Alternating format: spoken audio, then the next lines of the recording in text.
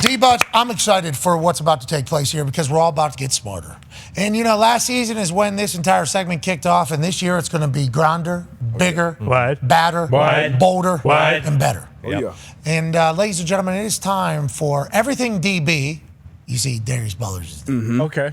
And defensive back was the position. Okay. Oh, so DB. Everything DB, good D, bad D. Yeah. What good D, bad D do we see this weekend, and what do we need to talk about here as Week 1 has concluded in the NFL season? We've been talking last couple of days about the drop down in quarterback play kind of league-wide. And, a lot of DBs, a lot of defenses kind of got the lead on them early on. We're going to start with Ty's Green Bay Packers, one of the biggest signings of the offseason. Unfortunately, obviously couldn't get the win. But a big-time play here from Xavier McKinney, a big-time free agent signing that they brought over from the Giants. You can see him right here in the deep half. It's kind of the theme of kind of these good plays early on, deep half of the field. So, obviously, you're responsible for that deep side. Now, if you see that corner all the way up top, if you could put a highlight or anything on him, all the way to that far sideline, that's A.J. Brown. He's running a vertical route, and it's his job to haul ass even if he's not getting the ball, to hold that deep safety, so he has to respect him because, obviously, you're responsible for that receiver as well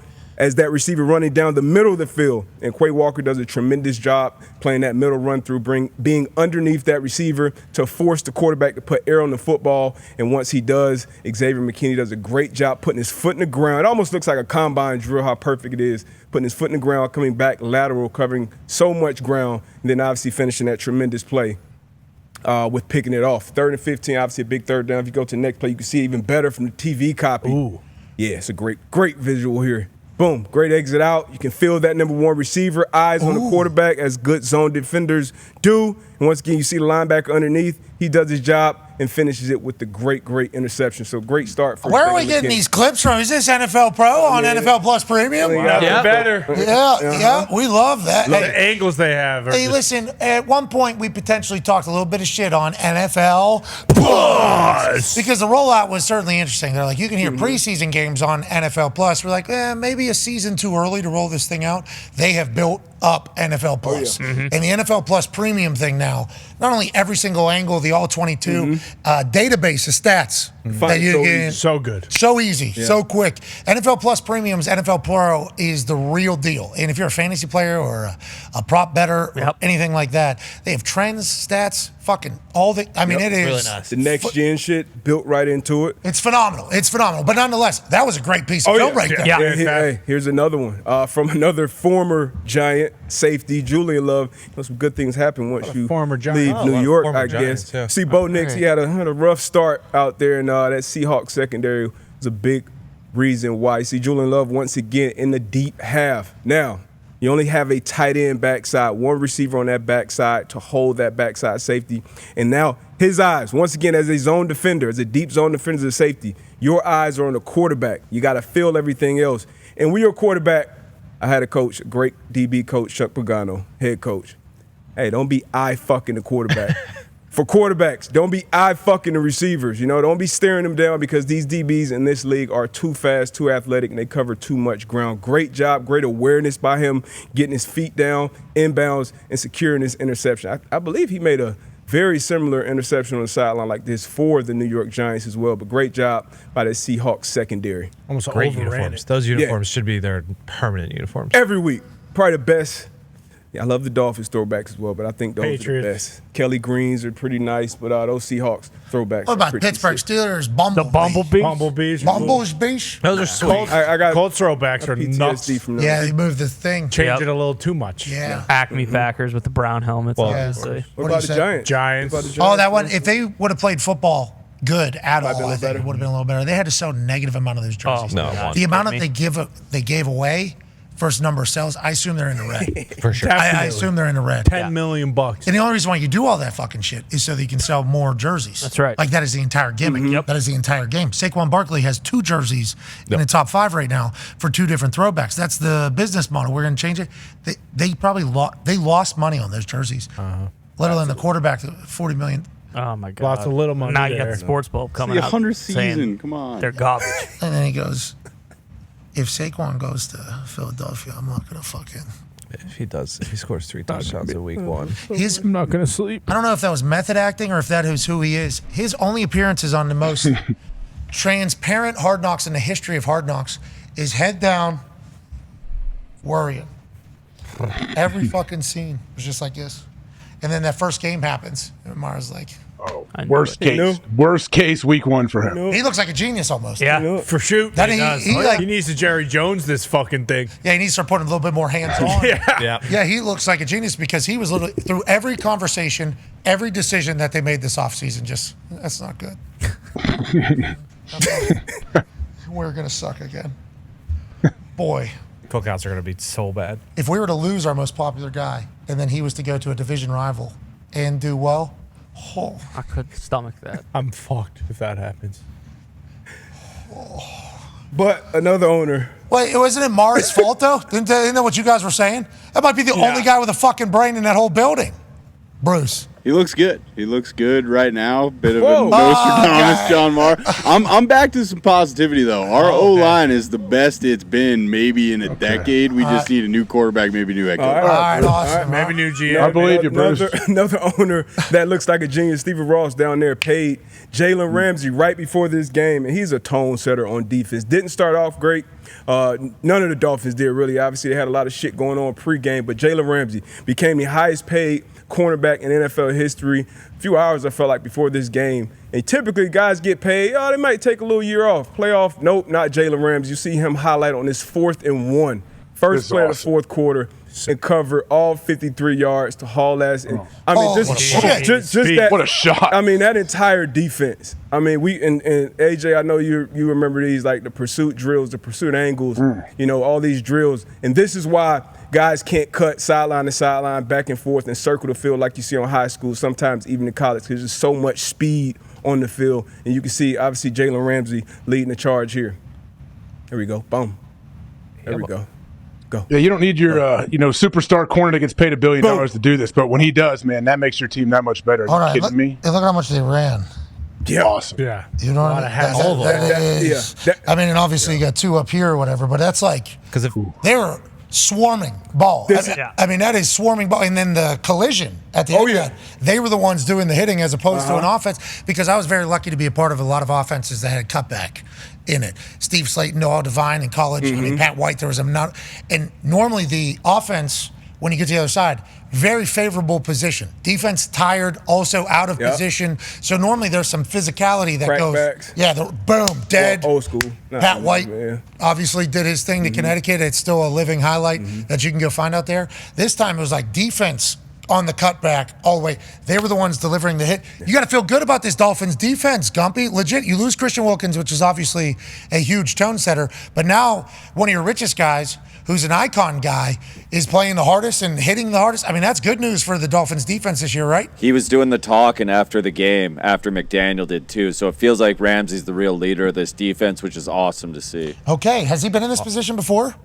As far as being a leader? I feel like even in the Rams, obviously you have Aaron Donald, but Aaron Donald kind of, at least from the outside looking in, he goes about his business. He lead by example. So does Jalen, but he was kind of the voice. And you typically don't see that from a cornerback, bringing that attitude. As soon as he came suited up last year, had like 3 interceptions his first 2 games. Yeah. But this is prime, still prime Jalen Ramsey. And if you're Anthony Weaver, if you're the new defensive coordinator, that final frame with 9 guys in the frame, that's the shit you even talk about, the first play of that defensive meeting or the last play, because that's the standard once it starts. 0 points.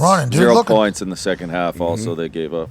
Look at them all. I mean, all of them. There could have been a wall set up, too. Like they're outnumbered. They got a wall set against them. Yeah, they're outnumbered. They out-hustled them for sure. That is everybody right there. I mean, you're talking about a potential. The entire O-line is ready to set up. You got a wall of Jags there, yeah. Well, that's they got 5. They got 11. So where's the other fucking 6? I guess it's on the other side, ready to set up that wall. Big 4th and 1. But instead they power through wall. Yep. Wow, hey, that's great defense. And ETN can roll. He can roll. He is fast. So that's great effort. That was massive too. That was what completely changed the momentum in the game. Yep. Let's go to some bad defense after some great defense. Yeah, a couple bad defensive clips. This was a touchdown to Brandon Cooks. Brandon Cooks is lined up as the number 3 receiver to Dak's left. Now the Cleveland Browns. The circle him. Yep, he's boom, boom, boom. 1, 2, 3. We count from the outside in. Brandon Cooks is at number 3. He's going to run a corner route, and he's matched up with a safety, Juan Thorhill. Now, when you're bringing coverage 0 as a defense, the ball has to come out quick. This is a 3rd and 5, so you're expecting something coming out quick. CeeDee Lamb is right next to him. One thing we used to say, coaches used to say to us, see a little, see a lot. And that basically just means read your keys. And when you're in man coverage, your key is obviously your man. Keep your eyes on your luggage. Pressure, Dak has to beat the pressure with the throw. I think the safety, his eyes get caught up on CD for whatever reason. There's some communication right after the touchdown. But just a great play, great heads-up play by Dak Prescott, being the highest paid quarterback in NFL history now, and this is part of the reason why. Did he potentially think it wasn't man? He knew it was man, but the thing about coverage 0, especially since you have a very limited, menu of routes that the receivers are running, because the defense can always bring one more than the offense can pick up, because obviously the quarterback. So you expect that sometimes you can pass him off. Sometimes, hey, I'm the safety. If CD goes under, I'll take him and you take my guy, or whatever that communication was. I think it was some confusion there, but everybody else is kind of on their man. So got to keep your eyes on your luggage. Are you surprised the Shorts defense came out like this? Because they look bad from the start. Because this was first quarter, second drive, I'm pretty sure. Every year is different. It's a week-to-week league, and obviously you got a new group of guys, a lot of carryover, but it's still different. And it's drawn up. The pressure is getting there. This is just a great play by Dak, beating the pressure with his eyes, and then making a throw where he just put it up there, and Brandon Cooks run under it, catches it, and does a phenomenal celebration. Are the Cowboys good? Feels like Cowboys are always good this time of year. Okay, see, that's what everybody says. Stephen A. Smith gave a full-on promo about it's September. This is how it works. Yep. That's going to be a fun way to just view things. Sure. Like you win a Super Bowl? That's what I thought. And then just move along. Yeah. That is kind of the thought on the Dallas Cowboys. Isn't it wild that they're in that kind of conversation, and they haven't for so long? Yeah. And all the conversation is win a Super Bowl. We'll see how it goes. What a wild brand. What a brand. They haven't won one in forever. There's no reason that should be the expectation every single year. But then they live up to the hype seemingly. During the season, it's like, okay, this is going to be it. And then inevitably, heartbreak. But there's heartbreak for 31 teams. There is. Yep. There's so much. It's like the Cowboys brand is insane. They're paying fucking everybody now. Yeah. They got money everywhere around it. Mike McCarthy's the only one who's on his last year of his contract. But if you listen to Schefter yesterday, I believe, he was talking about how much Dak loves Mike McCarthy. So is Dak going to agree to a deal when he knows he could go to free agency and get a massive deal without knowing who his guy's going to be a coach going forward? He was kind of alluding to probably not. So probably Mike McCarthy's deal is going to get done, maybe an extension, and maybe there's a little bit more commitment to the stars that they have in their building right now. But why wouldn't you do that in the? There's just so many. There's just so many. AJ. I don't know. Cowboys. It's the Cowboys, man. They do have that. They have that expectation like you do for a Georgia or even Ohio State this year. Like, hey, whatever. Like, okay, cool. Do whatever you're doing. What matters is the end of the year. Cowboys have that, but they haven't won one recently, I guess. Long time. Yeah. It's because they have so much talent. Like, you look at how good they are on paper, and it's like, holy shit, they have all these stars.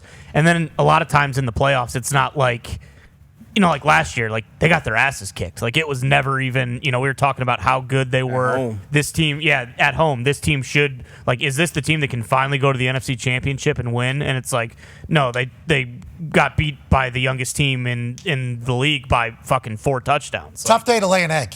For sure. Tough day for the whole entire program. Yeah. For the whole entire city. Yeah. For the entire organization. It's like, this is the year. And remember, those Cowboys fans showed up. It was loud. Very. It was 28-000 by the end of the first quarter. Over. I mean. Boom. And then everybody. Maybe this is the year. What's that? Maybe this is the year. I mean. Maybe this is it. Maybe. Hey, this is the one. Come on, Dallas. Come on, Big Mike. Come on. But last play, maybe this is the year for these guys, my guys, Miami Dolphins. Obviously, Tyreek Hill, a lot of news coming in this game. 3rd and 4. I mean, speed, something you say on any phase of the game, offense, defense, or special teams. Speed kills matchups. So on paper, this is great. Yeah, we got a corner, we got a post safety. So if he runs across the field, I got a post safety there. I'm outside leverage. We're great. This is fucking great, coach. We got the right play call. But Tua sees his hips flipped up.